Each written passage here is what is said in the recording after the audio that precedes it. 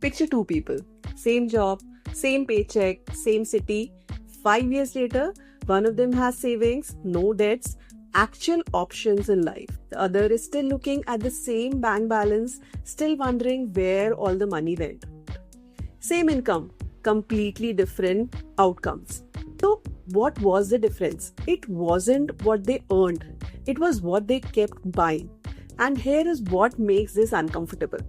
Most of the stuff quietly draining people's account isn't even stuff they deeply love. It's stuff they were sold on. Purchases that don't feel expensive in the moment until you actually add them up. The car payment everyone seems to have, the phone that gets replaced every 12 months, the trip charged to the card because the timing felt right, the delivery app that opens before you have even decided if you're hungry. None of this is accidental. These things are designed specifically to keep you buying on a loop indefinitely.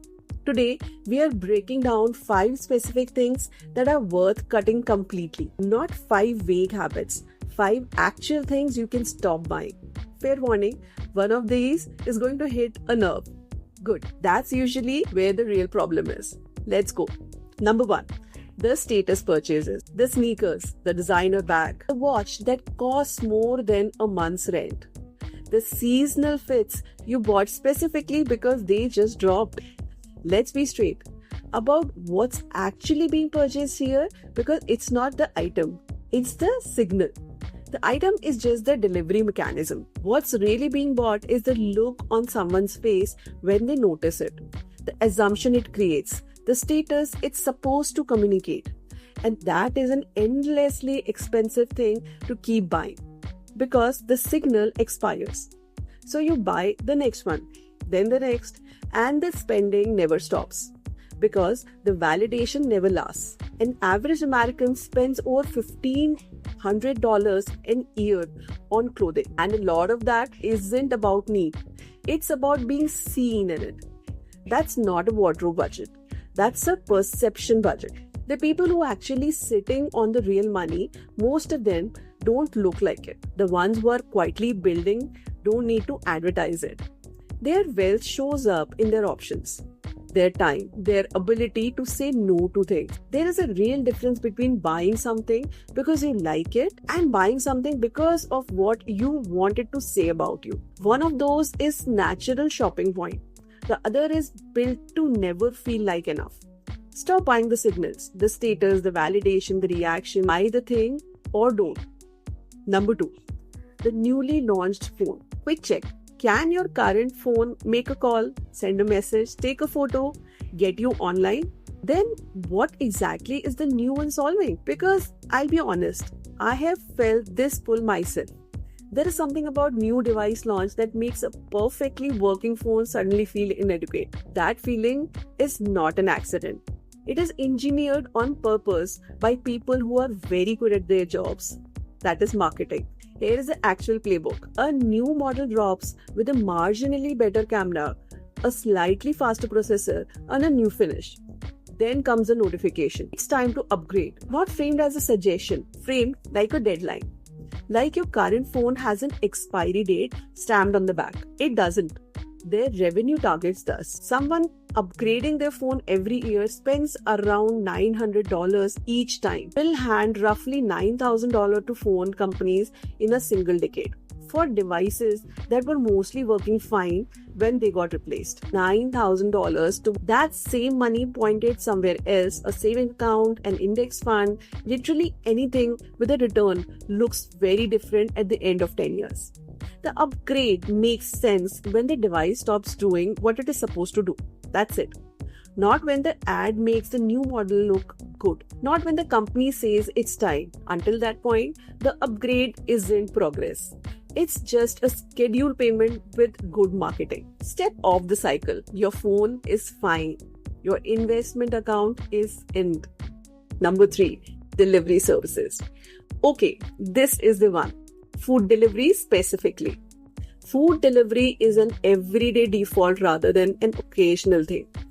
If getting out isn't an option for you, illness, injury, a real physician limitation, None of this is directed at you. That's a completely different situation. But for everyone who is fully capable of getting their own food and is choosing not to, here is what's actually happening every time that app opens. A $12 meal turns into $17 with delivery, then over $20 after fees. Then you tip because not tipping feels wrong, and suddenly you have paid almost double for food made 2 miles away. And this is where it gets uncomfortable. Do that 3 to 4 times a week, every week, and you're looking at around $350 to $500 a month. Not on experience, not on savings. That's not a treat. That's a leak, a quite optional, completely invisible drain. And the reason it keeps going is that no single order feels big enough to question. $15 delivery into 3 times a week is equal to $2,340 a year. This isn't about cooking every meal from scratch or never ordering again. It's about whether it is a deliberate choice or just what happens. Pull up the delivery spend from the last 60 days. Just look at the numbers. It'll make the argument better than anything else. Number 4, vacations bought on credit. Travel is genuinely one of the best things money can go towards. Keyword, money. Money that's actually there. What's worth stopping completely? Buying a trip on credit that hasn't been saved for. Specifically, so there is something to post.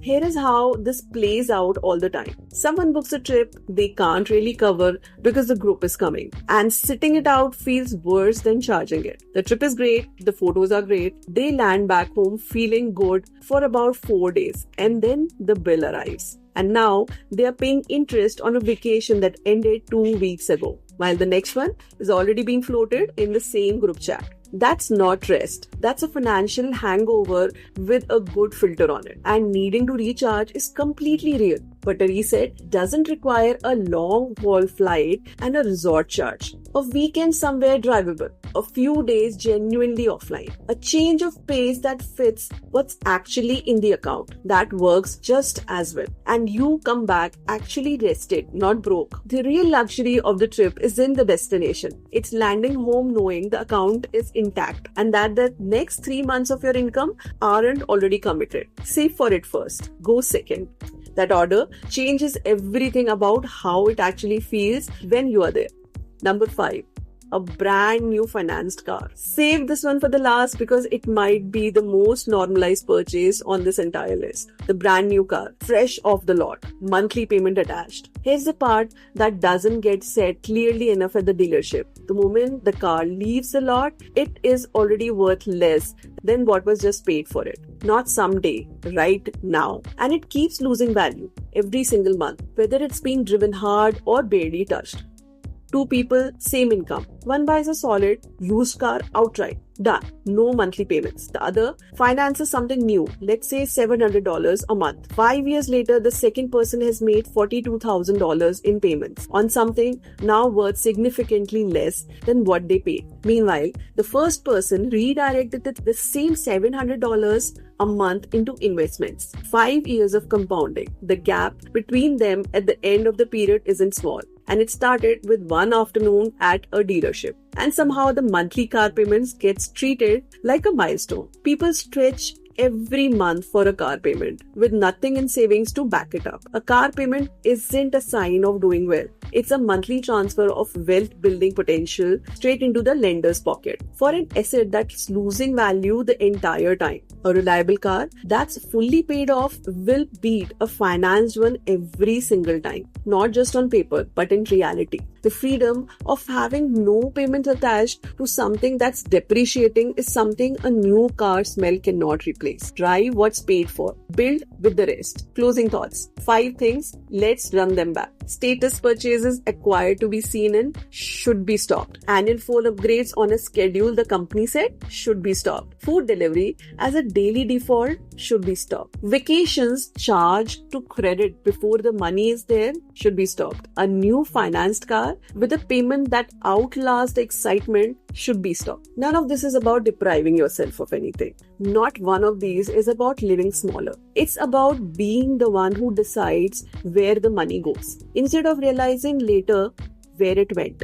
What changes things is replacing the default with a choice, a deliberate, clear-eyed choice made with a full picture in front of you. Drop a comment, tell me which one stung the most. And if someone come to your mind while you were watching, you already know what to do with this video. Forward it to them. Take care. See you in the next one.